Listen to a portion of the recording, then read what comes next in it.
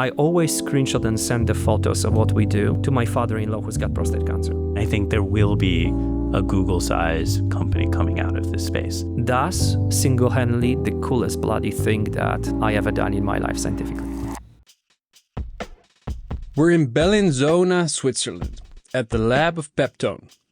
For decades, medicine has been built on DNA, but it's proteins that do the real work in the body, and where disease really happens. About a third of them never hold a fixed shape. They constantly shift form, which makes them invisible to tools like AlphaFold. And it's exactly these disordered proteins that sit at the very heart of cancer and ALS. In the past 24 months, Peptone closed the gap from binder to drug candidate, becoming the world's first foundry for disordered protein medicines. We're here with Kamil Tamiola, the founder of Peptone, and Hussein Kanji of Hoxton Ventures, one of the earliest to believe in what Peptone is building. Let's start. So guys, thanks for inviting us. It feels very welcoming to be in the center of your life in the lab.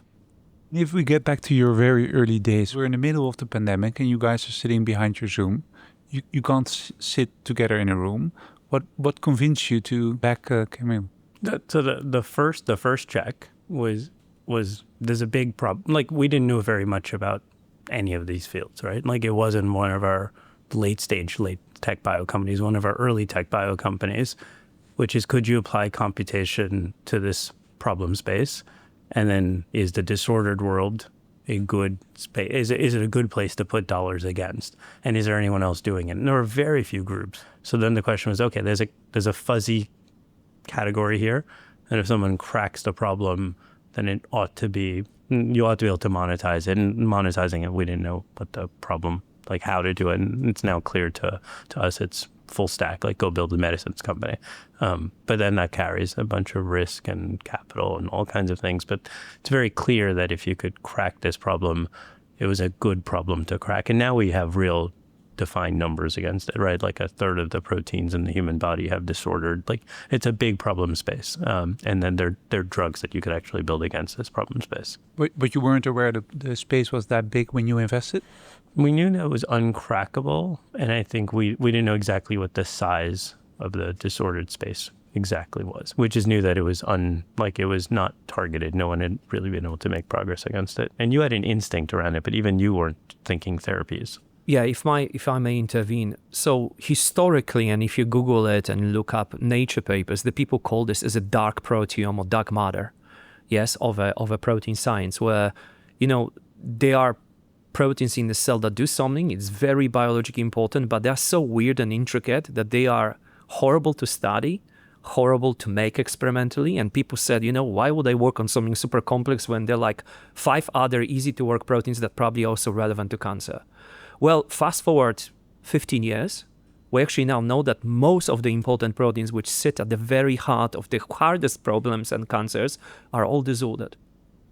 So when Hussein wrote the first check, there was already a signal in the notion these proteins will be important, but there was absolutely no understanding how they interact with DNA, RNA. There was only a very small array of experimental techniques where people, were trying to do something experimentally, and on the computation side, we were basically in the infancy. Yes, it was if people were pioneering approaches along the lines of AlphaFold for folded proteins, there was very, very little fraction of percent of what people were trying to do computationally for this class of proteins, all driven by the reality that there was scarcity of data, and because of that, you also, a little bit of fear of, do I really want to spend my years on something that is so kind of enigmatic and murky?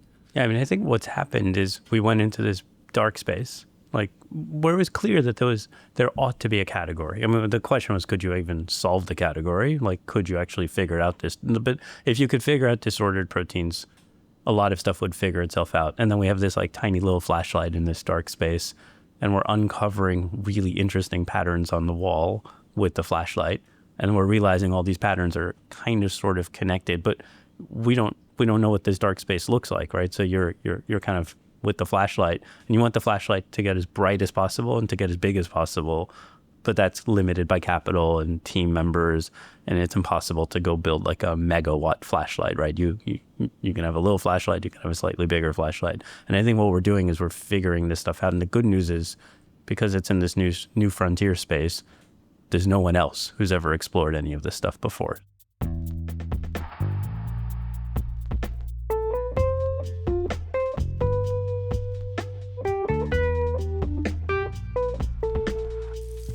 We had this crazy idea, which was motivated by a number of discussions with one of the colleagues from Cambridge, to use mass spectrometry to study these proteins, which really, when you think of a technique has been deployed traditionally and what disordered proteins are, to combine this and do drug discovery, it's almost, preposterous or hilarious to a scientist.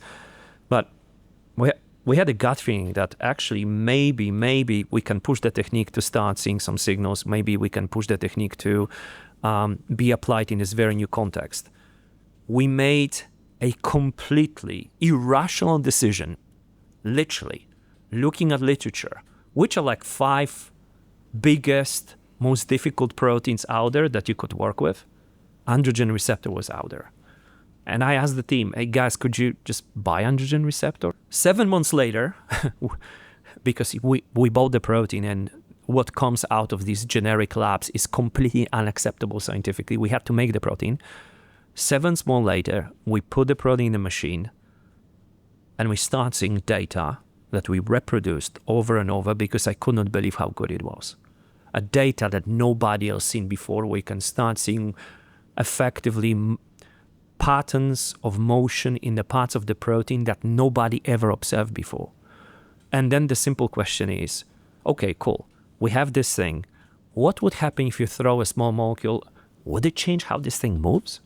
That's literally how prostate cancer program started. Oh my God, we have a technique that was not supposed to work. It works. It was above and beyond our expectations. What's next? How do you design a molecule? Well, so there are 2 parallel streams when you think of designing the molecule. So first of all, you have a library of things which are already designed. And it's incredibly important to have such a library because these molecules, if they were already designed by somebody, they were also synthesized. So maybe let's get to, before we even jump to the question, let's get something out there. The fact that something appears in a computer and looks like a molecule doesn't mean you can actually synthesize it. So in order to design in computer a molecule, you have to work with some chemical substituents which actually chemists can synthesize. So we have a libraries of existing molecules, and we have in silico computer versions digitalized in a computer. We take our disordered protein, we simulate its behavior in a bespoke way, which we just described in a Nature Communications paper that was, 4 or 5 weeks ago? Yes, and it's also available in the deck. And effectively, we are looking for very rare situations where disordered protein looks like something that is a little more compact, more folded. So that happens all in a computer. That takes literally hours. Simultaneously, the second stream is we make the protein experimentally, literally across the door over there.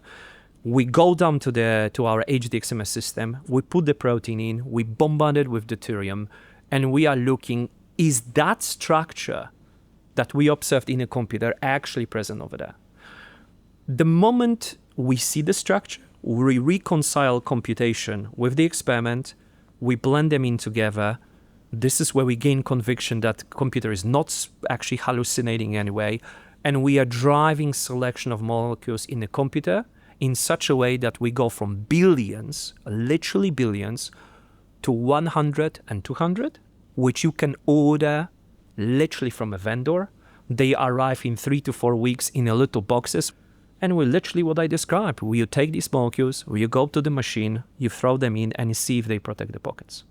We can do this process over and over until we get molecules which are bind very well, bind on the target where we want to be, but also when they are screened by medicinal chemists, so human experts, they see that their properties warrant future development. As such, they will be easy to synthesize, they will be cheap to acquire, they will be cheap to make in large quantities. Remember, we treat animals, we treat dogs, we treat monkeys.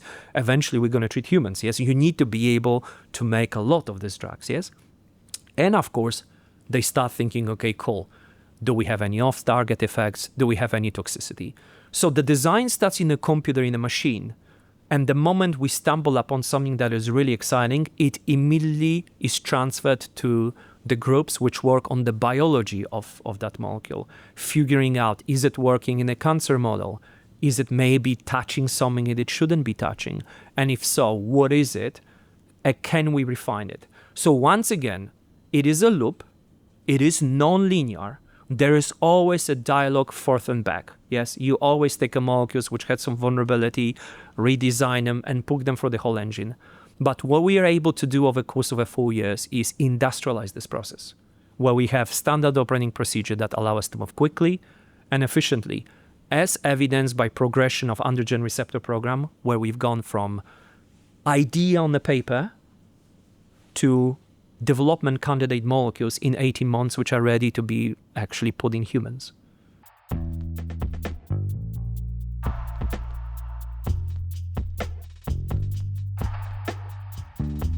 Lots of our LPs have watched the documentary of AlphaFold and what DeepMind is doing. Can you tell your view on what's there on the ordered proteins and how more difficult broken disordered proteins are? Yeah, absolutely. I think AlphaFold as a technology is transformational, and there is a post-AlphaFold 2 and AlphaFold 3 world. And like really, I had a number of occasions to interact with Demis and respect him and the team profoundly. Of course, we should not make a mistake drawing and extrapolating from what AlphaFold means for drug discovery and how quickly it will translate into a valuable drugs.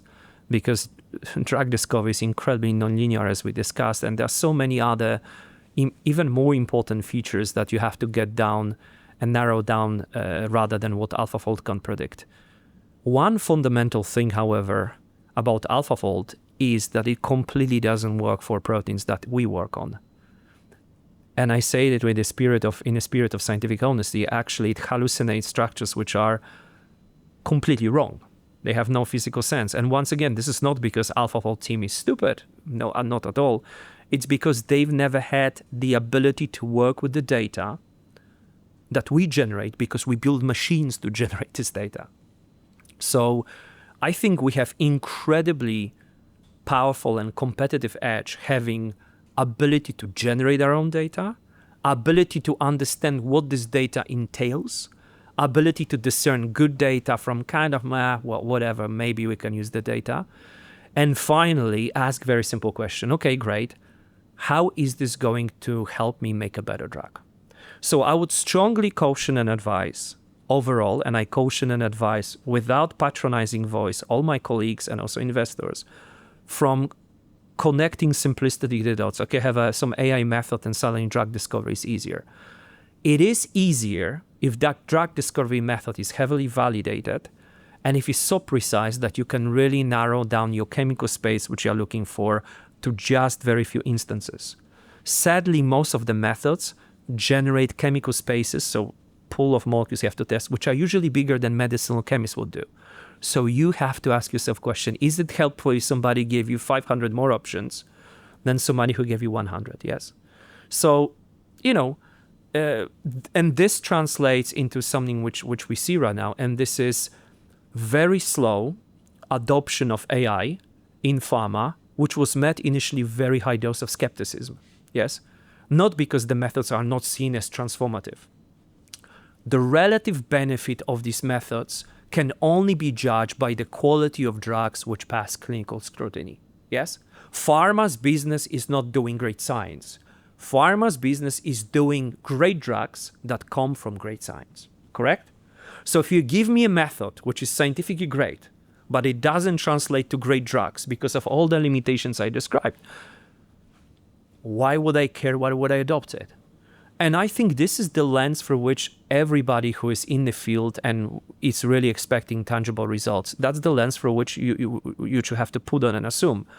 Is this technology really going to move the needle for end-to-end drug discovery? And let's be very pragmatic in asking how and what's the evidence behind. There are instances where AlphaFold can deliver plethora of information on the targets which historically have been very difficult to crystallize and are folded, such as membrane proteins, and I can see immediately a relative benefit of using this technology over others. But in most of the instances, there are small molecule discovery tools which are okay. They're not perfect, but they're okay. And please remember one thing, even if you do a AI-enabled step in computer, you have to make the damn thing and test it experimentally. So if you discovered something experimentally that you already tested, you already bypass the step when you have to design it in computer. What I personally believe the future of pharma and AI holds, and where the focus and effort should be, is the optimization of molecules, which is something which doesn't require a lot of compute. It requires unbelievably large spending on experimental evidence, and very smart teams will connect all the dots together. And if you ask me honestly, where's the bottleneck of current AI-enabled drug discovery right now? This is lead optimization. So optimizing molecule which AI found to you, you put it in a very simple cellular model of a cancer, there was a response, but your medicinal chemist looked at it and said, look, the synthesis is too complex. We're not going to be able to scale it up. We put it in an animal model and there was a little bit of a heart toxicity, touching a heart muscle, yes? Okay, cool. Now we have to change this molecule and modify these molecule properties in order to make it easier to synthesize, make it in such a way that it's more soluble so it's the clearance in the organism is better, make it in such a way that it doesn't bind the heart muscle, yes? Make it in such a way that it's actually easy to formulate, yes? So you have so many facets, so many things that you have to optimize. And this is where AI methods completely break apart. Because there's not a single company that has domain knowledge, expertise in data in all these areas alone, okay? So the frontier now is, how do we mitigate this gap? And the honest answer is scientifically, we may not be able. Yes, we may not be able to get everything right. This is why at this company, I'm assuming with my scientific team, very pragmatic, very down-to-earth, if you will, approach of Occam's razor. Trim all the fat and complexity, which is the critical path and critical set of tools that exist, we could get, or don't exist and we would have to make to have a fair shot at the target, such as androgen receptor. And all the capital which I'm going to allocate to this program needs to support acquisition, adoption, or development of these tools. So once again, I'm a proponent of, I understand the problem scientifically. I recognize the problem that my medicinal chemist brought to me. I understand there's a set of incredible technologies developed by frontier labs. They are not, magic Swiss knives, but I have enough intellectual capability and firepower to adopt them to my needs and marry them with experiments. And I believe the future of AI adoption in pharma is going from this massive Mount Everest assault style teams when you have, 600 Sherpas to support 20 climbers, yes, and only 2 guys will get to the summit, and saying, no, we're going to attack the summits in the Alpine style. 2 guys, 2 backpacks, we need to move quickly up and down. And we are starting seeing this at Lilly when they're creating smaller labs like a Tune Lab, which is their experimental initiative when they are deploying AI, but also smaller, very focused research teams, where they are almost trying to reinvent the way they do drug discovery enabled by this, yes? And pharma definitely is trying. Pharma is definitely learning and observing what startups do. And once again, mark my words, it's going to be, the future is in decentralization actually of doing this research and acknowledging you can't get everything wrong. It is not just the one tool on foundation model, it's a combination of different elements of sequence of which gives you this really deep moat and competitive advantage.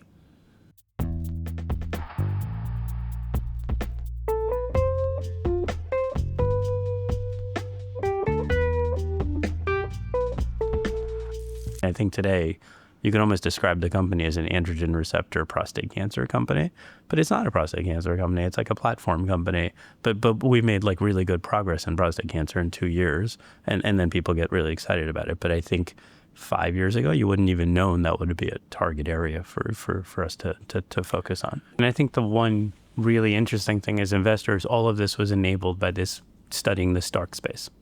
So you study the dark space, again, you shine this flashlight, you find interesting stuff, you then go test the interesting stuff, you then go talk to people and you validate it, and all of a sudden you end up with a program that looks interesting. And the frustration on my side is I wish we could do like 10x more of this stuff at the same time. Because like if we could build bigger labs and have multiple teams working on this stuff, we'd actually make a lot more progress, I think, in a shorter period of time. Because like the core underlying technique that kind of stitches all of these things together, I think at this point, I think we can, when we first wrote the check, we couldn't say this, but I think at this point, I think we can say it has real legs. It really works. Well, I mean, I would not even say real legs. It's literally rinse and repeat. We can consistently, reproducibly repeat the results. We deployed it to 8 different targets. We honed in on 5, which are commercially important. In every single target, we got not just hits which are violated by biology, by different assays. And we have awesome problem where we go to investors and say, I would love to finance this. I would love you to be this company. Why don't you become this company? We create a lot of optionality. And of course, now the journey ahead of us, and I completely agree with Hussein, is with the capital which we're going to now raise is figure out exactly where do we build the first franchise? Where do we really want to zero in? For example, would we like to go deeper in prostate cancer driven by success of androgen receptor? There are other very exciting proteins that you learn you can do. And we have this already confirmed by pharma colleagues who ask us, okay, after AR, we would like you to do this and this and that, yes? Or you want to say, we're going to do androgen receptor in inflammatory space because trials are big, market is massive. These are drugs that people take for life. Yes, like Dupixent from Sanofi, 14.1 billion per year. Could you make a pill? Yes, so this is an exciting time for the company, very transformational, but I completely agree with Hussein. The only thing that is stopping us is just having more capital that we want to deploy at a risk-adjusted basis, be very cognizant of what market is telling us, and from that dark matter, hone in on the set of targets and opportunities which are unarguably very big unmet needs with a very well-defined market and a very, very well-defined tangible benefit to patients.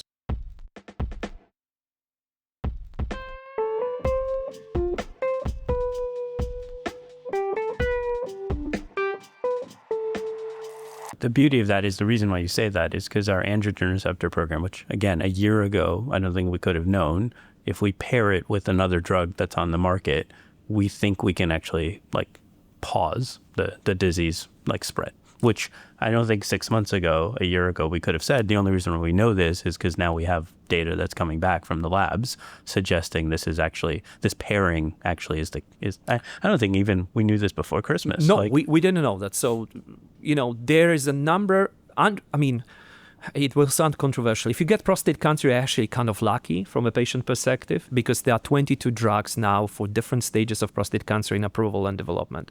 So it's a field which is incredibly contested and very well developing. So that also should give you an idea about the market size. But the drugs which target the very early aggressive stages of the disease are actually the drugs which generate the biggest amount of revenue. That's enzalutamide, darolutamide, apalutamide. That will be combined around $10 to $11 billion per year. Guess what? These drugs stop working 3 years in your therapy. So in US, the moment you entered urologist office and he had a bad news for you, delivered biopsy result, he says, worry not, you don't have to do chemo, you don't have to do other treatments. You're going to get the pill. And you're going to take this pill 4 times a day. And then we're going to monitor your PSA level, your antigen, for every 3 months. That pill blocks the part of androgen receptor, the protein we are excited about, but the part which we are able to see, visualize, model, solve experimentally for years. And thus we develop plenty of molecules against. There is even bigger part of the protein that has never been visible to the science, which our technology made visible. And guess what? that other part of the protein is probably even more important in the genesis of the cancer. What we've learned, and that was the craziest idea ever, we said, why do we reinvent the wheel? Why don't we take an existing drug and mix it with our drug? Guess what? It's like love. 1 + 1 is supposed to be 3. 1 + 1 is 6. You get 6 times more amplified actually effect. That's a statistically relevant synergy. That is single-handedly the most important outcome you want to have in every cancer therapy. When two things, they are not additive, suddenly the effect is amplified, so the cancer is hit 6 times more. That is what makes me believe and extrapolate, let's be very honest, subject to confirmation in phase 1 and phase 2 trials, yes, we are at the cusp of changing the standard of care for prostate cancer when we are going from, here's the pill, in 3 years you're going to be a little bit screwed. So we have, don't worry, we have other lineup of other treatments which will make your life insufferable and terrible, but you're going to be kind of okay. You're going to still be able to walk. To, you know what, here's the pill, take the PSA, don't ride a bicycle or ride a bicycle, whatever, if you don't have a prostate. But for another 7 to 8 years, you're okay. You never know where things can go. It's still venture.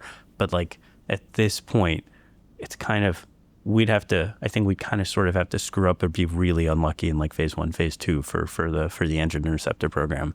And then the beauty is, I mean, there's a lot of white space left and there's no one else really doing this. And all the bold claims that you hear from a lot of other people doing frontier AI going into medicine, like I don't think they have as much substance as what we have.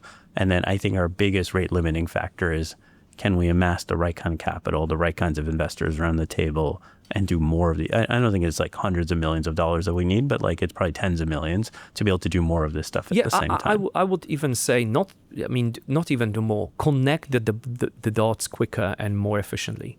That's I would like to raise capital from people who really have a long-term vision and knowledge where we are, and we can not dream and envision something. I hate this. Extrapolate. I'm giving you first 7 points where I've been and where we are. I'm showing all the key inflection points. I'm showing you, yes, the error bars that are going to have to go through. That's for phase 1 prostate cancer program, yes. And I'm telling you, I don't want you to dream big. I want you to extrapolate from where we've been to where we will be. And if this is true, and we assert that that's true, because you have to assert something, you have to assume something is right. In biotech, you have to assume you're going to be successful because the default is 97% of time you're going to screw up. Yes. So you have to assume that you're going to be successful. But if you assume you're successful, which are the next 3 or 4 programs where you would deploy the capital and why? And what is the supporting infrastructure that you want to build around this to support these programs quickly that has a moat? And by building this infrastructure, the moat becomes deeper. The way I stand and the way I see the world of AI and AI-enabling technologies, they are literally commodity. Literally commodity. You can repurpose any approach for small molecule discovery, find some hits. There are CROs that will validate them for you. These are not really in our space and domains frontier models in any way. I don't want to, of course, by any way minimize their impact on proteins, folded proteins, where unarguably they can really speed processes up. For disordered proteins, they have a relative benefit, but it's minute compared to the full chain of drug discovery that you have to engage on and execute on. And that is, I think, the biggest learning and the biggest contributor to non-linearity which we experienced. We didn't know many things experimentally because they've never been known to science, because they've never been done before. Yes? It's not that you open a book and say, okay, they done it that way. We're going to reproduce it and we expect A or B. No, you get C, D, F, G, and you talk with scientists and say, oh, wow, so cool. I've never seen this before. What do you mean? When it's published. I said, no. Well, you're the first to actually see this effect ever. I'm like, well, I feel lucky. Like, great. We spent $500,000 on the greatest nature, most expensive Nature paper ever. Yeah, that's great. Great for my CV. Not great for great for science. Is it great for a company? Yes. So these were the moments where very often we ended up. But I think the most important transformative thing is you learn as an operator what works. You learn as an operator, where do you want to do your biology? Where do you want to do your chemistry? Where probably you're going to have a bottleneck, yes? As far as I sit over here, I can go on the record, I can tell you, AI for discovering hits against the protein is a commodity. Every single model you're going to take, just name a company, will deliver certain amount of hits which will progress in a very basic experiments. Optimization of these hits, so making sure that you get 75 or 6 different properties a molecule needs to have for you to be able to put it in a human. This is where most of these methods will break apart immediately. Okay? So what I'm trying to tell you is, we solved the first part, and this is, can I get quicker something that binds the protein? Yes, I can. Okay, cool. So I have 150 possibilities. Which one of these molecules is good enough to be specific, non-toxic, soluble, it's easy to synthesize, will not give you a headache, will not give you diarrhea, will not bind to your heart muscle tissue, causing a cardiac arrest, yes? Will not go to your brain if it doesn't have to, so you don't have seizures or God knows what. Yes? So once again, this is what Hussein said, that's the dark space. It's a dark space even for folded proteins, for proteins where alpha fold reigns supreme. Imagine now what kind of dark space it is for proteins that never been studied well before.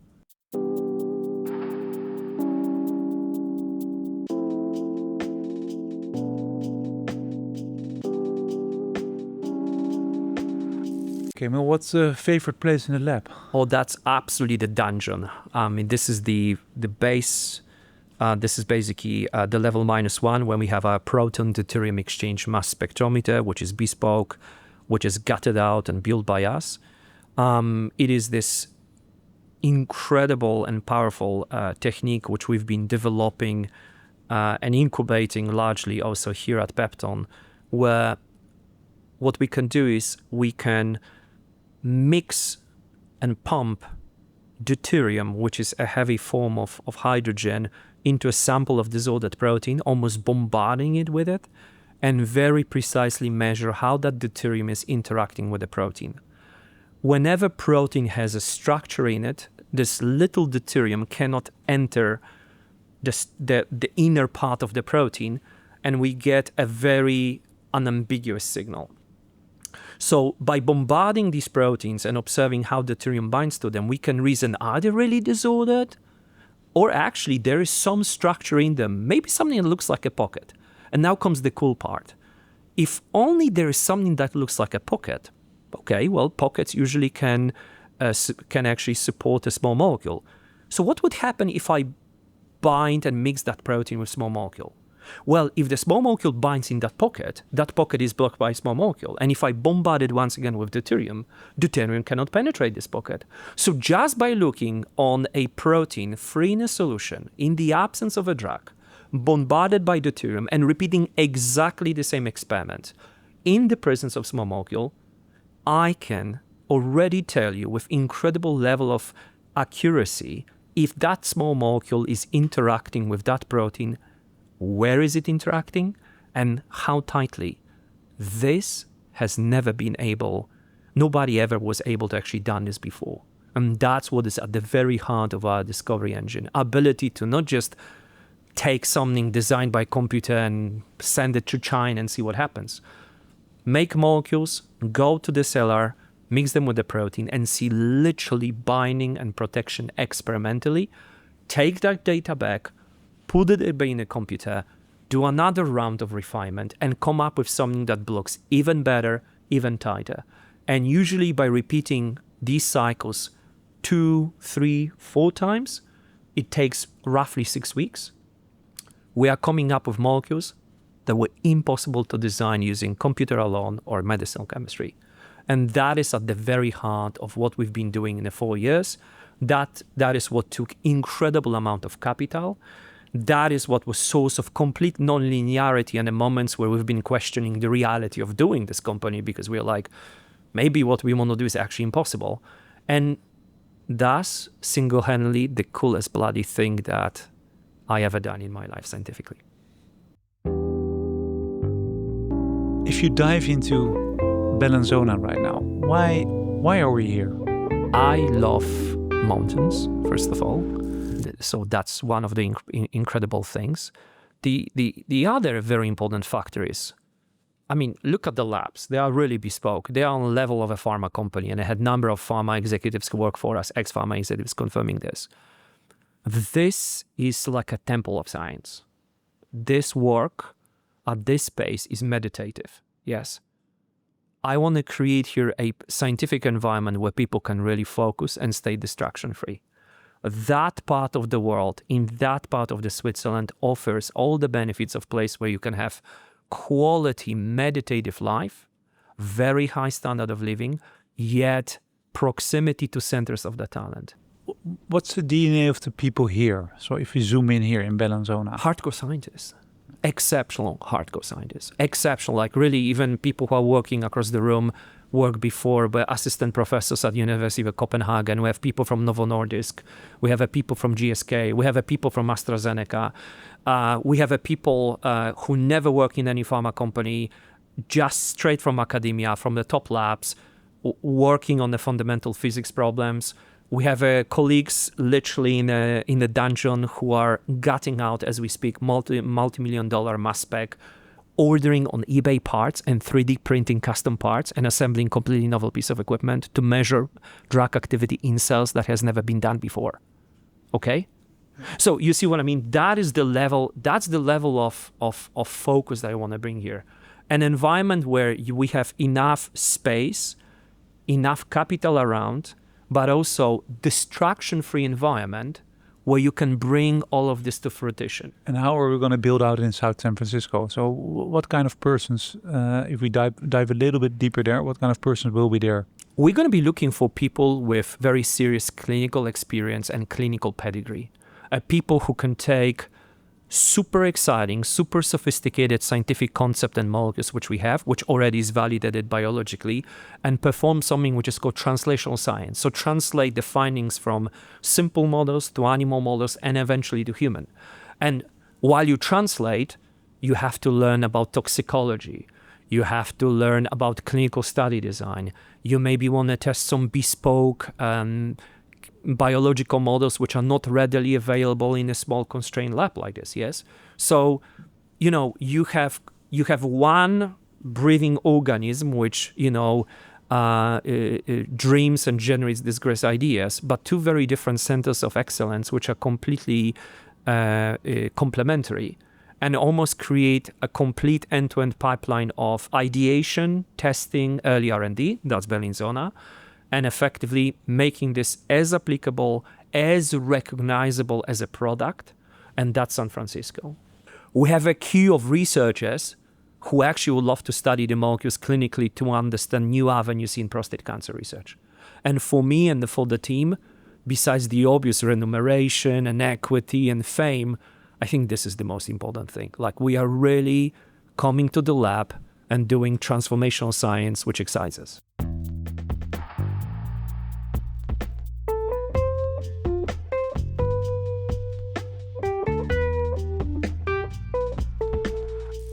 So Kamil, zooming in on proudness, where you're proud on, and how do you celebrate big moments with the team? Look, well, first of all, I'm incredibly proud that they assembled this team. So I'm proud that there are so many prominent scientists who put their name and reputation behind us, both on a team on the ground, but also on the scientific advisory board. And I'm proud to call many of them friends, and also published peer-reviewed papers, which for me is a very big and important accolade and recognition. Yes, like we had the papers in Nature and stuff. You know what?